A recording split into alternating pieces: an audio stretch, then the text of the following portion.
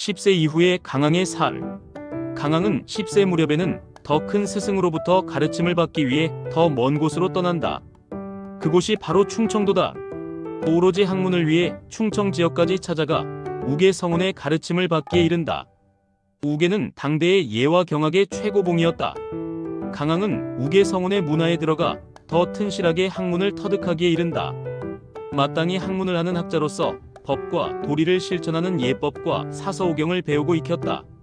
하지만 사서와 오경이 내포하고 있는 심오하고 깊은 뜻을 독학으로 풀어만 갈 수 없는 것이었다. 스스로 높아져 지나친 자기 중심적인 공부가 되고 많은 독학의 공부가 계속된다면 자기 아류에 빠지고 마는 게 학문의 함정이다.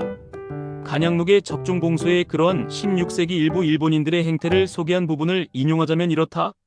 당시 천자문을 떼고 주역설을 조금 아는 일본인에 대한 고발이다. 그가 주역으로 세상을 다 아는 체하며 민초의 사주와 점을 봐주고 역술인 행세를 하고 있는 것을 신랄하게 비판해 놓은 기록이 있다. 중국 고서와 경전의 어려움으로 그 오류에 빠지는 경우로 좋은 표본이 되며 우리 주변에서도 쉽게 그런 사람들을 만날 수 있다. 독학을 한 사람의 잘못된 가치관 중 가장 큰 하나가 사회성의 결핍이다. 그가 남의 학문을 깡그리 무시하기도 한다. 400여 년 전 일본에서 독학으로 유학을 공부한 야마자키 안사이가 그러한 대표적인 케이스이다. 안사이는 제자의 질문에 공자와 맹자가 살아와 자기 앞에 나타난다 해도 무릎 꿇게 하겠노라고 독서를 내뱉었다. 조선의 퇴계 이황의 제자라 말하며 유교를 신도주의와 믹서를 해 신유사상을 만들어낸 독학주의자이다. 그 시대에 어떤 사람이 시대를 이끌어가느냐가 대단히 큰 반향을 일으킬 수 있는 대표적인 사례이기도 하다. 하루아침에 강항을 지워버리려고 하고 후지와라 세이카와 하야시, 라잔을 업신여기며 불교와 유교를 오고 가면서 타락을 시킨 이단자들이라고 맹폭을 가하기도 했다. 여기서 그 이야기를 더 이상 깊게 들어갈 이유는 없다. 다만 10세의 강항은 순리대로 학문의 진척을 가져올 수 있도록 큰 스승을 멀리까지 찾아가 부단히 학문을 연마했다. 이 부분 역시 부친인 몽호공의 도움이 적극적이었다고 추론한다. 이렇게 다양하게 학문을 탐닉한 강항은 엄격한 가풍과 선비로서의 갈 길이 정해져 있었다. 더불어 선비의 훌륭한 가문으로 인해 성장하면서 승승장구할 운명을 타고났다라고도 말할 수 있다. 강항은 우계 문화에서 공부를 마치고 내려온 이후에는 부모와 형제가 머물고 있는 영광불가 금계마을을 배경으로 학문을 넓혀가고 시시때때로 도학의 경지를 맛보고 있었다. 강항은 고향 유봉마을에 돌아와 엄격한 부모님의 훈육과 가풍 아래 또 다르게 학문에 전념하며 선비로서의 길을 천천히 닦아나가는 중이었다. 하지만 그 누구든 불행은 날벼락처럼 다가온다. 강항이 14세에 들어 정신적 지주인 어머니 김씨 부인이 지병으로 타계하고 만 것이다. 강항은 처음으로 가장 가까운 어머니의 죽음을 목격하게 되었다. 어머니의 죽음은 강항에게 인생의 허무함을 처음 맛보게 하는 고통의 시간 그 자체였다. 더더욱 효심이 남달랐던 강항으로서는 하늘이 무너지는 큰 슬픔이었다. 3년간 심효사리를 둘째 형 회응공준과 셋째 형 퇴응공 환과 함께 자처하고 나섰다.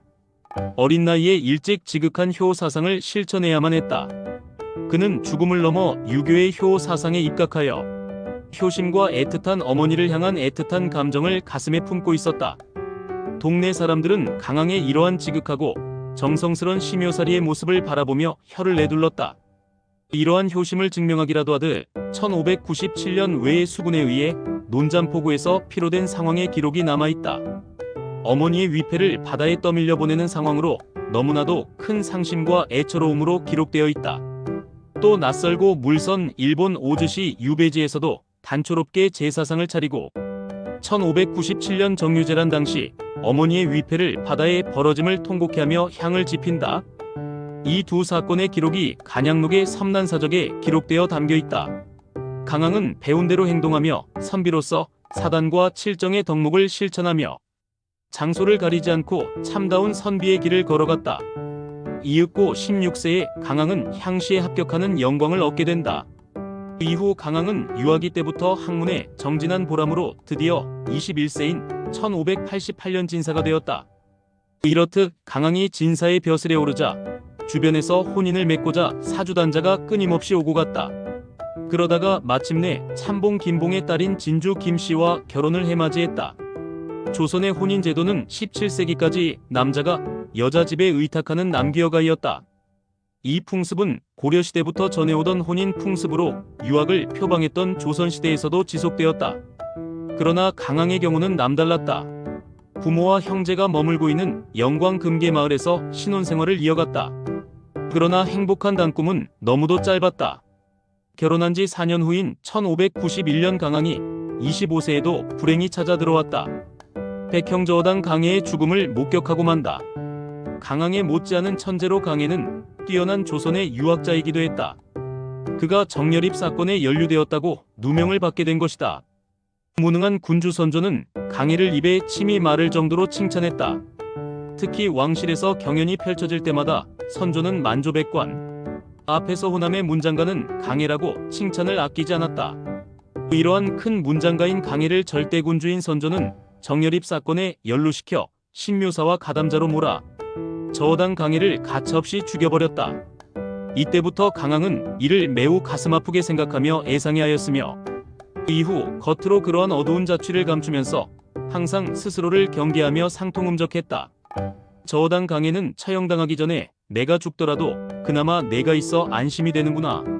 내 형수를 부탁한다며 5 형제 중 유일하게 강항에게 유언을 남겼다. 그만큼 강항을 신뢰했으며 그 기록이 진주강씨 족보에 고스란히 연벽으로 지층에 기록되어 있다.